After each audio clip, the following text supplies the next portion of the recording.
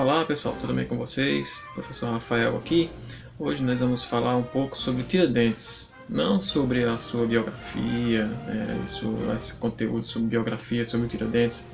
É farto na internet, está altamente saturado na internet sobre quem foi, o que foi a Inconfidência Mineira, mas principalmente sobre a sua influência e por que ele é importante até hoje, porque até hoje ainda comemoramos o feriado do dia 21 de abril, como de Tiradentes, né? Não comemoramos muitas outras datas, já perderam importância, já deixaram de ser feriados, mas o dia de Tiradentes continua sendo um feriado, né, nacional. E por que isso acontece?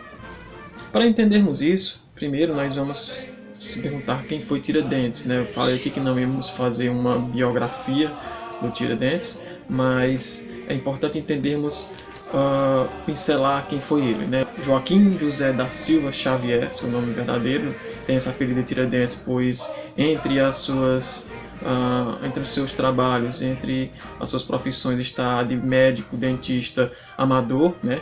Ele que foi dentista, que foi tropeiro, minerador, mascate, mas que teve maior importância como alferes, né, do Exército de Minas Gerais, né? Alferes, que é um cargo que está abaixo de tenente, né? E por isso ele ganhou mais visibilidade e se envolveu com um movimento chamado de Inconfidência Mineira, ou o movimento de Conjuração Mineira, como é chamado também, né?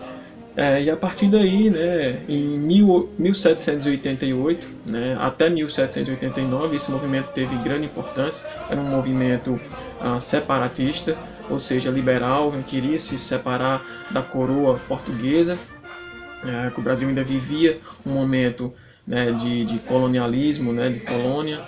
Era um império, né, mas era muito ligado a Portugal ainda, então existiam vários movimentos de separação do Brasil e Portugal, e a Inconfidência Mineira foi um desses, né, um movimento que aconteceu em Minas Gerais, né, e como nós sabemos, terminou muito mal para os inconfidentes, principalmente para o Tiradentes, que foi o único, né, condenado à pena capital, ou seja, a pena de morte. E isso, né, se dá a vários fatores, né, os historiadores explicam, mas entre eles o principal é que ele não fazia parte da elite mineradora da época de Minas Gerais. Todos os outros que foram absolvidos pela Rainha Maria I tinham alguma ligação com essa elite, enquanto o Tiradentes não. E isso, né, causou com que ele fosse usado como bode expiatório. No dia 21 de abril de 1792, 3 anos depois do fim da Inconfidência, ele foi executado em praça pública, né, enforcado e depois barbaramente esquartejado, e as suas partes foram espalhadas pela cidade, né, o que foi, como conta o historiador José Murilo de Carvalho, algo de extremo impacto na população, principalmente. Então, isso causa, né, um certo furor dentro das pessoas que eram republicanas na época. Então, o Tiradentes, na época em si que ele viveu, dessa morte, ele teve um impacto mais local. E depois esse impacto, ao longo do tempo, ao longo dos anos, foi expandindo para o resto do país, principalmente com a chegada da República. Então, pessoal, para falarmos um pouco sobre essa influência, porquê desse feriado, qual a importância do Tiradentes, principalmente enquanto figura de herói nacional, né, nós vamos usar um pouco o texto do autor José Murilo de Carvalho, nesse livro A Formação das Almas, onde ele trata um capítulo inteiro somente sobre a construção do herói do Tiradentes. Por que ele foi escolhido dessa forma, principalmente na questão do positivismo. Positivismo que é, como nós sabemos, uma corrente de pensamento filosófico política trazida da França, idealizada por Auguste Comte, né, que teve grande impacto na nossa política, na formação da nossa república, do nosso imaginário, dos nossos personagens, né, em si.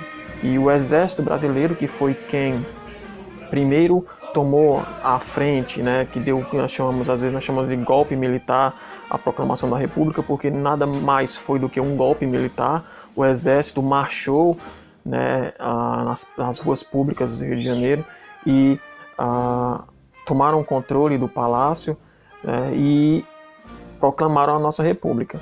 Né? Não deixa de ser um golpe militar, né? Encabeçado novamente pelo exército brasileiro. Então, o exército que tinha esse pensamento filosófico ideológico positivista, e entre esses pensamentos positivistas estão o pensamento da formação da mentalidade de um povo, seja ele pela criação dos heróis, de símbolos esses que podem ser tanto heróis, né, podem ser bandeiras, né, devem ser bandeiras, devem ser hinos nacionais, como nós temos hino a tudo que você imaginar, nós temos hinos à bandeira, nós temos hinos à pátria, nós temos hinos da independência, nós temos hino de tudo que você possa imaginar que possa ser um potencial símbolo. Os positivistas, após a proclamação da República, tiveram esse trabalho de tentar formar, né, as almas das pessoas. Por isso esse livro se chama Formação das Almas. E entre essa formação da mentalidade, do imaginário, existe a formação dos heróis, a formação dos símbolos. E conta-se, né, o José Murilo conta que havia um grande problema, uma grande lacuna, um grande vácuo com relação aos heróis da pátria, pois não tínhamos figuras realmente heróicas na nossa proclamação da República, diferente de outros países que não tinham problema com relação a isso. Eles tinham, inclusive, heróis sobrando no seu panteão, mas o Brasil não tinha. Ele conta que o próprio Deodoro da Fonseca era um grande candidato a herói, porém ele era monarquista, né? Não era segredo de ninguém que ele era muito amigo do Dom Pedro, né? A monarquia no geral, né? Então, ele era, sim, republicano, porque ele proclamou a república, mas ao mesmo tempo ele tinha um pezinho lá na monarquia, então isso não era bom para a imagem da república, né, de um herói da república ser monarquista, principalmente porque existia um debate, existia uma luta, né, uma disputa entre ainda esse imaginário da monarquia e da república. Então, foi necessário que buscasse outros. Eles pensaram novamente no Benjamin Constant, que era outra pessoa que tinha grande influência nos líderes, né, da proclamação da República. Porém, novamente, havia problemas, pois ele não tinha uma participação realmente de herói naquela questão, era mais uma coisa filosófica, né, era mais uma coisa de debates, então não tinha uma figura de herói, como o José Murilo fala. E aí, foi-se resgatar a figura do Tiradentes, que havia morrido 100 anos antes, tinha sido o Marte, né, da República, né, do separatismo, e ele conta, né, que era uma figura que ainda existia por aí, que existia o clube, né, Tiradentes, várias outras questões ainda que envolviam a figura do Tiradentes como herói, então eles resolveram resgatar essa figura. Outro problema era também o fato de que o Tiradentes, né, como ele tinha sido executado, a mando da rainha Maria I, que era a avó do Dom Pedro II, né, durante todo o momento da monarquia, antes do Brasil virar república, existia um problema de isso ser um choque de interesses entre a monarquia e a figura do Tiradentes. Apesar disso, né, a figura sobrevive, de certa forma, até chegar à república, que é onde ela ganha realmente mais força, né, para se tornar um herói. Outra questão que o José Murilo trata é com relação à imagem do Tiradentes, a imagem do herói. Quem é a imagem do herói? Nós enquanto sociedade no geral, nós somos uma sociedade laica, mas nós sabemos que o nosso país ele tem uma grande maioria cristã. E na época da colônia, na monarquia e depois da República, início da República, nós tínhamos uma religião oficial, que era a religião católica. E o símbolo dessa religião nós sabemos que é o Jesus Cristo, né, o Cristo.